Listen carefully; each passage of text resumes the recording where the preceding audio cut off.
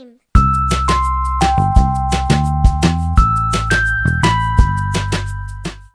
Chapter 53, The Migration.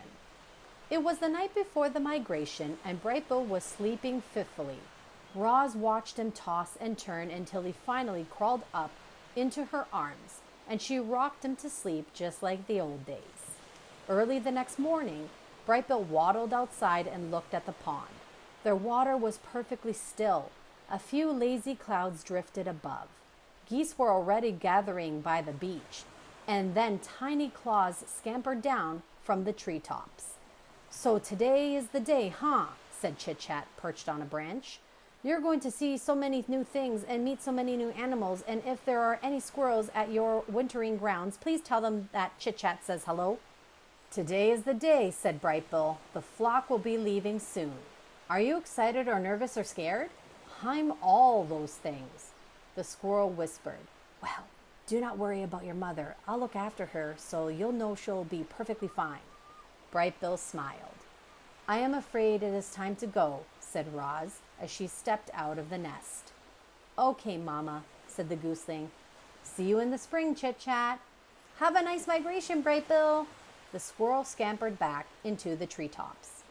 "Come home with lots of exciting stories, but not too exciting because I do not want anything scary to happen to you. Goodbye." The geese were honking with excitement and hustling around as they made their final preparations. Several of the fathers huddled together, discussing their flight plans, while the mothers took a head count. "There you are, Brightbill," Loudwing honked from the middle of the crowd. "We're just about to begin." "May I have your attention, please?" said the biggest goose. "As most of you know, my name is Longneck, and I'll be leading this year's migration. I'm asking everyone to please join your families for takeoff. Once we're all airborne, each family will take its position into our V formation, and we'll start the first leg of our journey. Are there any questions?" "I have a question," came a booming voice. "My son will not have any family with him. Where does he fit into the formation?" Everyone turned to Longneck. "He can fly with me," said the big goose. "I hear Brightbill is a very clever flyer. I can use his help at the point." A moment later, the geese began flapping and honking and making their way into the air. A cloud of feathers floated down around the robot and her son. "You are not a gooseling anymore," said Roz. "I am proud of the fine young goose you have become." Brightbill fluttered up to his mother's shoulder. "Thanks, Mama." The young gooseling wiped his eyes. "Is this where we say goodbye?" "This is where we say goodbye for now. Spring will be here, and we'll be together again." "I'm going to miss you," said Brightbill as he nuzzled his mother. "I am going to miss you too," said Roz as she nuzzled her son.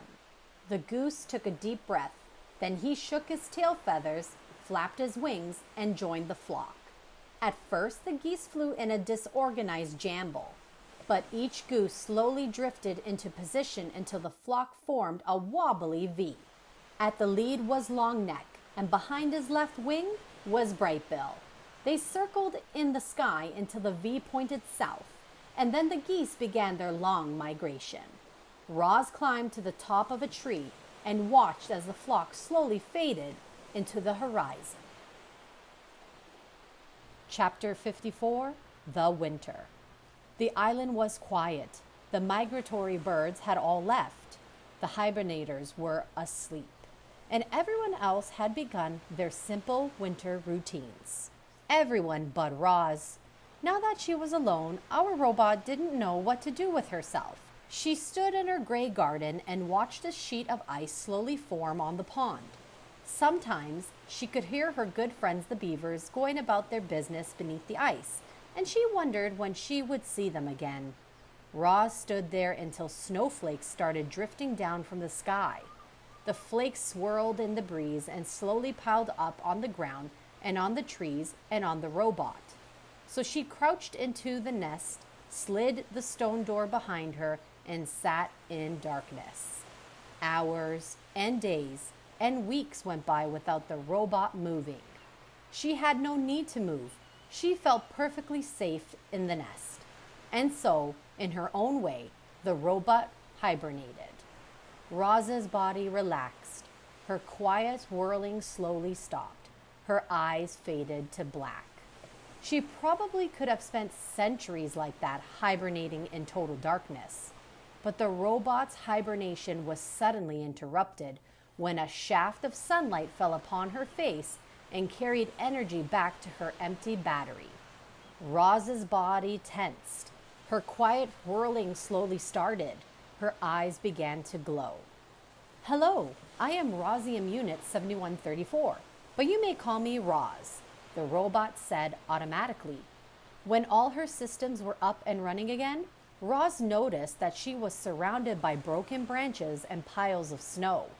The roof of the nest had caved in, and the lodge was now flooded with sunlight. Roz felt more energized with each passing minute, but she also felt cold. Her joints felt stiff and brittle, and her thinking was slow. So she got up, cleared a spot on the floor, and made a fire. The snow in the nest began to melt, and the robot's sensors began to thaw. And when she was ready, she climbed out through the hole in the roof and into a bright foreign landscape. The world Roz had known was now covered in a thick layer of snow. Tree limbs bent to the ground under heavy sleeves. The dark pond was now pure white. The only sounds were Roz's own crunching footsteps. Faint wisps of steam curled up from the robot's body as she trudged through the forest. Roz plunged a hand into a lump of snow and pulled up a long stick. She snapped it in half and flung both pieces back to the nest. She took a few more steps and picked up a fallen tree. She hacked it into smaller pieces and flung them back as well. Then she reached down for another snowy shape, but what she pulled up was not a piece of wood. It was Dart, the weasel. He was frozen solid. Roz stared at his stiff body for a moment. Then she decided it was best to leave the poor thing where he was.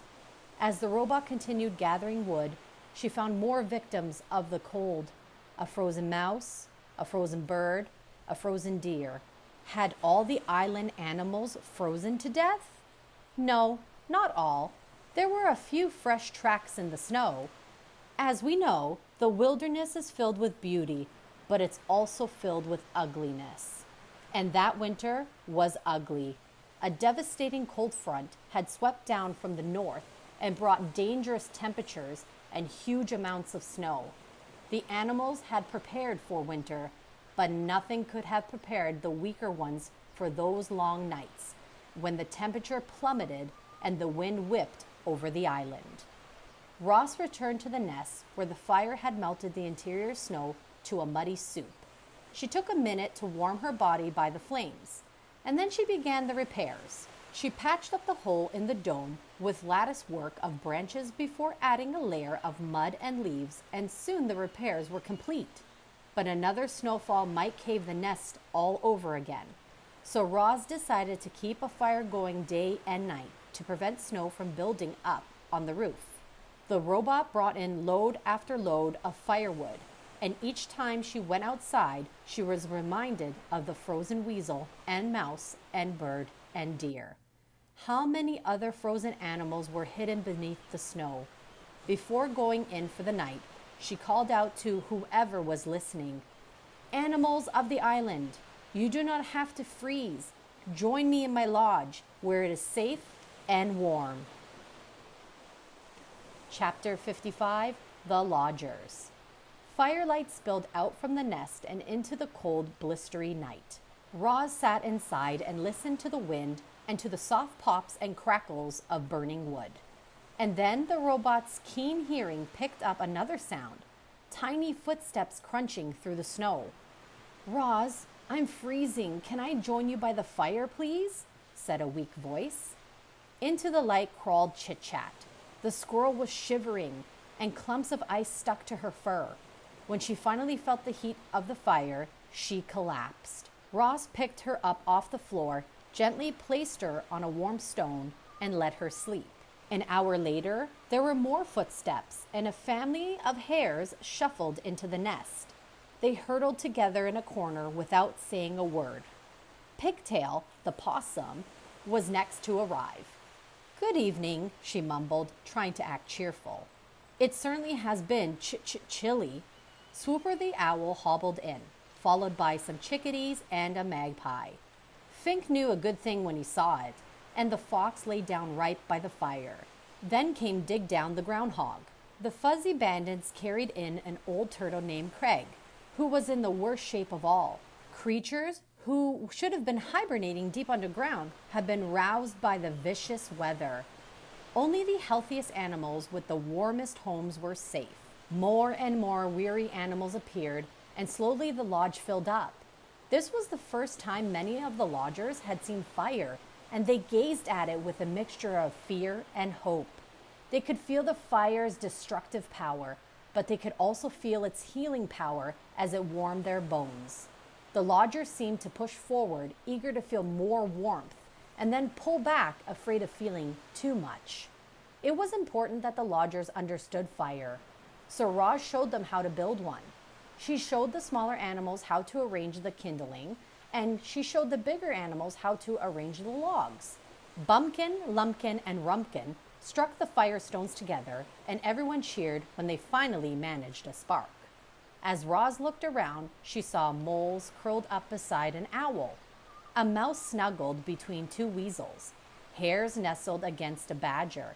Never before had the robot seen prey and predators so close and peaceful. But how long could the peace possibly last? "I propose a truce," said Ross, "like the Dawn Truce. Everyone must agree not to hunt or harm one another while in my lodge." "Very well," said Swooper, after consulting his carnivorous friends. "We hunters will control ourselves." "Then it is settled," said Roz. "My home is a safe place for all." One by one, the lodgers each fell into a deep sleep. Even the nocturnal creatures, usually wide awake at the hour, gave into the coziness of the nest. The robot stood out of the way and quietly tended to the fire as her guests slept through the night. Only when daylight was streaming in through the door did the lodgers finally begin to stir.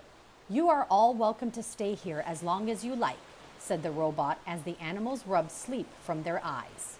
"My home is your home." "Thanks a lot, Roz." Fink carefully stepped over a hare and a woodpecker on his way to the door. "I don't think I would have survived another night on my own. It's just too bad we can't cram a few more creatures in here." And the fox slipped outside. The robot looked down at the fur and feathers that now carpeted the floor. The nest had been completely full that night. If any more animals showed up, they'd be left out in the cold. But Roz was not about to let that happen. Chapter 56, The New Lodgers. The second lodge would have to be bigger than the first if it was going to fit Broadfoot the bull moose. He was a towering hulk of an animal and had a thick coat of fur, but even he was struggling with the frigid temperatures. Broadfoot lived on the other side of the pond in a dense section of the forest that was home to many animals, most of whom were in desperate need of a good thaw. The winter days were short, so there was no time to waste, and rather than walking all the way around the pond, Roz tested its frozen surface to see if it was safe to cross. She threw a heavy rock high in the air and watched it bounce off the hard ice. Then she carefully walked over the ice and into the forest on the other side, where she found Broadfoot waiting for her. The moose quietly led the robot to the clearing in the trees where the new lodge would go. Then Roz made a fire and watched as cold creatures began crawling out from the shadows. "Do not worry," the robot said to the growing crowd, steam puffing from their noses. "You will all be warm soon, but I need your help." Roz asked the animals to collect anything useful they could find: large stones, strong branches, chunks of frozen mud. With the robot's building expertise and the small army of helpers, construction of the second lodge didn't take long. The animals happily agreed to the robot's truce, and then they shuffled into the warm wooden dome. "If you keep the fire alive, it will keep you alive. explained Roz as she dropped another log onto the flames. But be careful. Fire can turn deadly in an instant. At dawn, heavy snow was falling again, and there was Ross, setting out from the nest to build a third lodge. She trudged into the great meadows, where fierce winds had created enormous sweeping snowdrifts. But she powered through and finished the job, and was soon beginning work on a fourth lodge, and then a fifth. The island became dotted with lodges, and all glowed warmly through those long winter nights. And inside each one, animals laughed and shared stories and cheered their good friend Roz. Chapter 57, The Fire. Strange sounds were echoing from the far side of the pond. What started as a low murmur gradually swelled to a chorus of terrifying voices. There was an eerie glow in the part of the forest, and a thick plume of smoke began rising up from the snowy treetops. Ross charged across the ice and found the second lodge completely engulfed by a raging fire. Frightened animals were running in every direction, fleeing for their lives through the deep snow. "What happened?" shouted Ross as Broadfoot galloped widely past. "We put too many logs in the fire pit," he said without stopping. "The flames climbed up to the ceiling." "My baby is still in there," cried a mother hare, pointing to the burning lodge. "Somebody help, please." Roz didn't hesitate. She plowed through the snow and ducked into the lodge. Flames and smoke were everywhere. A tall stack of logs blazed in the fire pit, and in the far corner, a tiny ball of fur was shaking with fear. Crouching low, the robot wound her way beneath the smoke and around the flames and gently scooped up the young hare. "Do not worry," Ross yelled over the roar of the fire. "You're going to be okay." She turned to leave, but the doorway had started to crumble. So she shielded the hare with her body and smashed right through the walls of the lodge. Sizzling piece of wood went flying as the robot and the hare burst outside into the soft snow. "Oh, darling, you're all right," cried the mother hare, pulling her daughter close. "Thank you for saving my baby, Ross." Now that everyone was safely away, the robot turned her attention to putting out the fire. Her glowing eyes darted around as she computed a plan. Then, with all the strength in her legs, Roz launched herself up high into the snowy branches of the nearest pine tree. A moment later, the tree was shaking violently, and heaps of snow were sliding from its branches and pouring onto the flames like an avalanche. Steam hissed up through the smothering mold of snow. The flames quickly died, the snow quickly melted, and within minutes all that remained was a charred foundation of the lodge. Roz dropped down from the tree and waited as the frightened animals slowly returned. Then she said to them, "Would you like another lodge?" The animals looked to one another, unsure of what to do. Understandably, they were afraid of another fire breaking out, but they were far more afraid of the deadly cold. So they pulled together and worked with Ross and built a bigger, better lodge on top of the old one. It had a taller ceiling and deeper fire pit. It was made with more rock and less wood. It had a supply of water for emergencies. But the most important safety features of this rebuild lodge were the lodgers themselves, who now had a whole new respect for fire. Chapter 58, The Conversations. Thanks to Roz's truce, life inside the nest was mostly harmonious. But when the animals went outside, it was business as usual. Sometimes the lodger wouldn't return. Sometimes the lodger would return in the belly of another lodger. As you can imagine, that made for some awkward moments.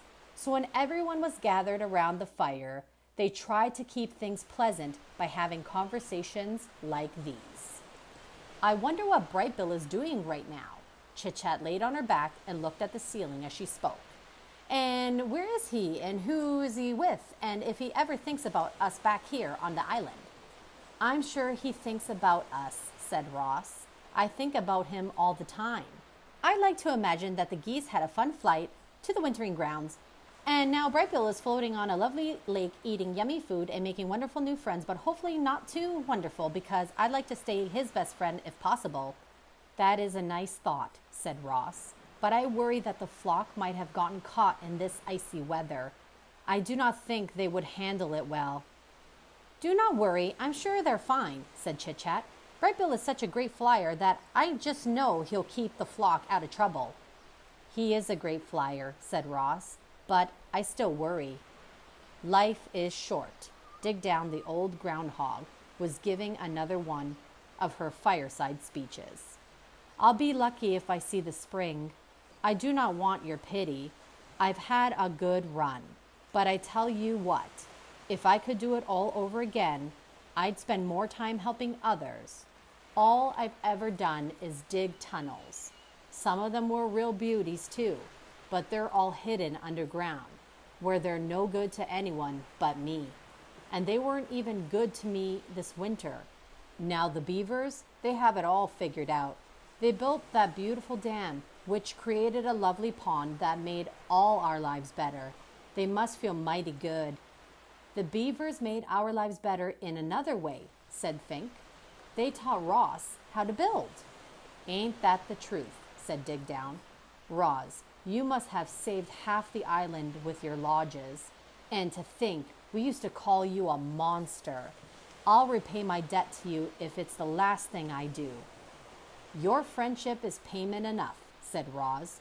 Oh, please, your sweetness is going to make me sick. There must be something we can do. Your friendship really is enough. Friends help each other, and I will need all the help I can get. My mind is strong, but my body will not last forever. I want to survive as long as possible, and to do that, I will need the help of my friends. The animals listened quietly to Roz and thought of their own struggles to survive.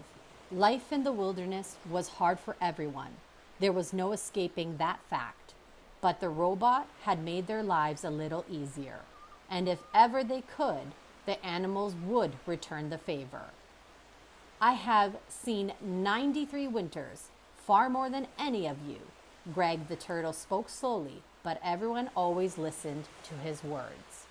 And I can tell you that the winters have gotten colder, and the summers have gotten hotter, and the storms have gotten fiercer.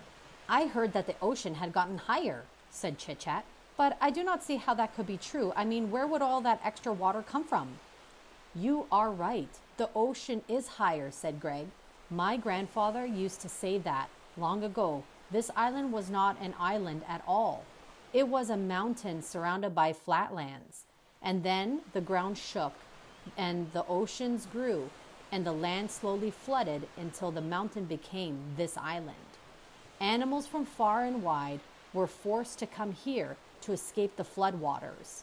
In those early days, there were too many animals living in too small a place. The island did not have enough food to feed them all, but between fighting and disease and famine, a balance was finally reached, and we have kept that balance ever since. Chit Chat's eyes grew wide with concern. If the ocean keeps rising, the island will be swallowed up by the waves, and I don't even know how to swim. If the waves ever do swallow the island, it will not happen for a very long time, said Craig. By then, we will all be long dead, even me. Everything has a purpose. It was Swooper's turn to lecture the lodgers. The sun is meant to give light. Plants are meant to grow. We owls are meant to hunt. We mice are meant to hide. We raccoons are meant to scavenge. Roz, what are you meant to do? I do not believe I have a purpose. Ha! I respectfully disagree, said Swooper. Clearly, you are meant to build. I think Ross is meant to grow gardens. Roz is definitely meant to take care of Brightbill. Perhaps I am simply meant to help others. Tune in next Wednesday to see what happens next in the book, The Wild Robot. Bye, reading worms!